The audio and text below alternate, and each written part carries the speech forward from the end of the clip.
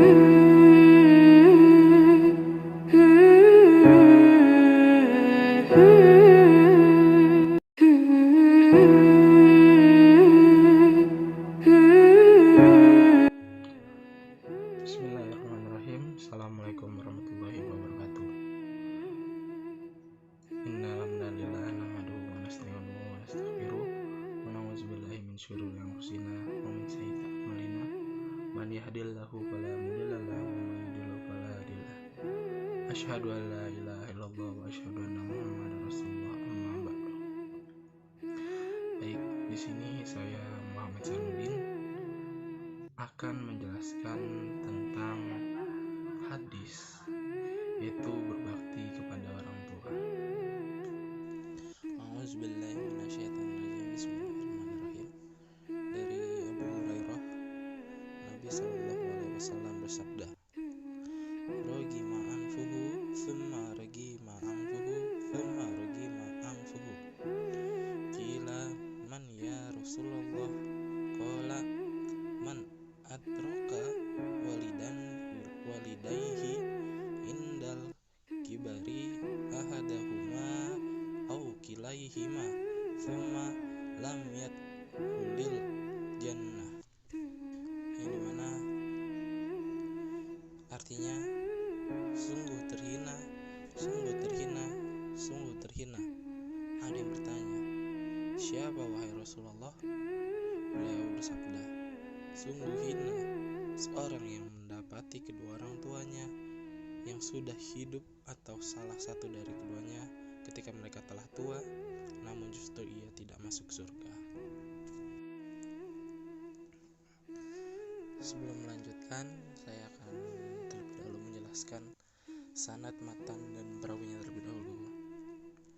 Baik, sanad di sini yaitu dari Abu Hurairah, yang dimana beliau sudah banyak mengeluarkan hadis-hadis, bahkan tercatat sudah sampai lebih dari 5.300 hadis yang diriwayatkan oleh beliau. Nah, yang kedua yaitu perawinya ini yaitu adalah Imam Muslim, yang beliau adalah salah satu murid dari imam besar juga yang menulis hadis, yaitu Imam Bukhari.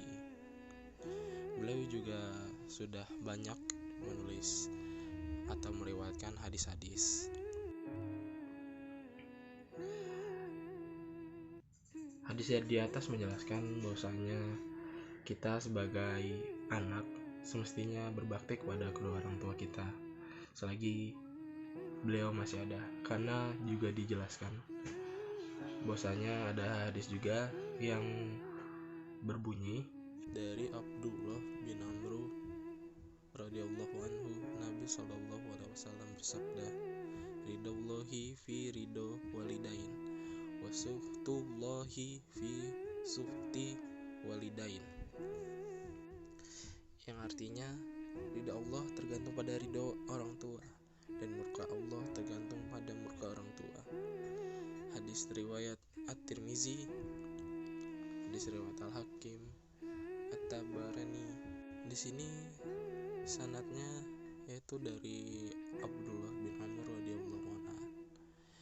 Ya, dan juga perawinya ada di berbagai macam hadis, yaitu ada di kitab At-Tirmizi nomor 1859, kitab Al-Hakim nomor 7249.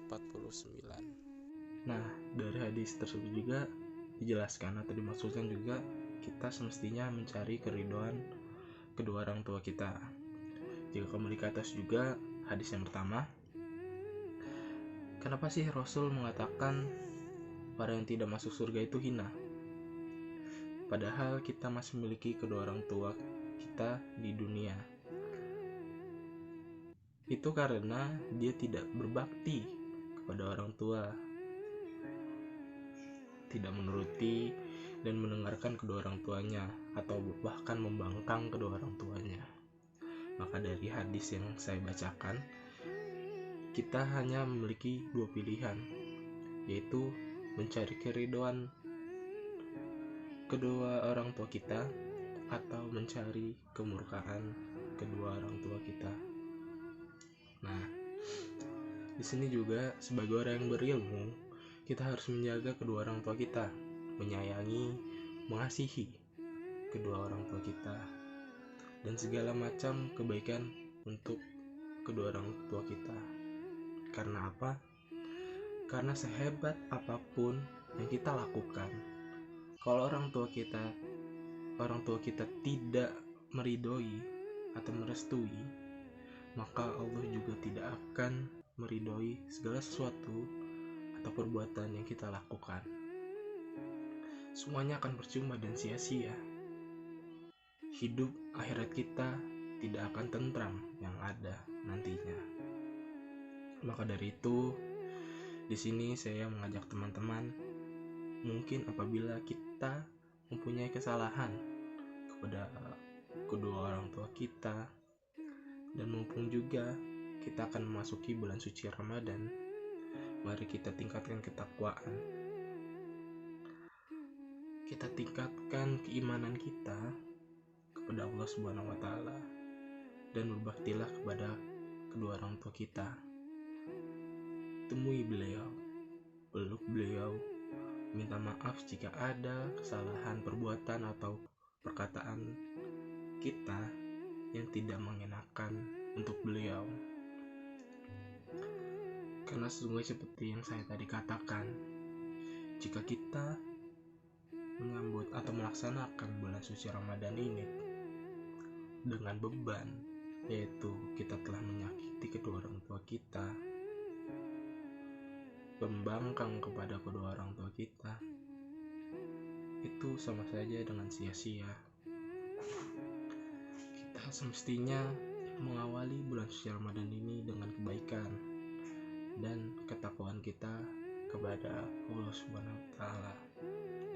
Mungkin sekian yang dapat saya sampaikan, kurang lebihnya mohon maaf.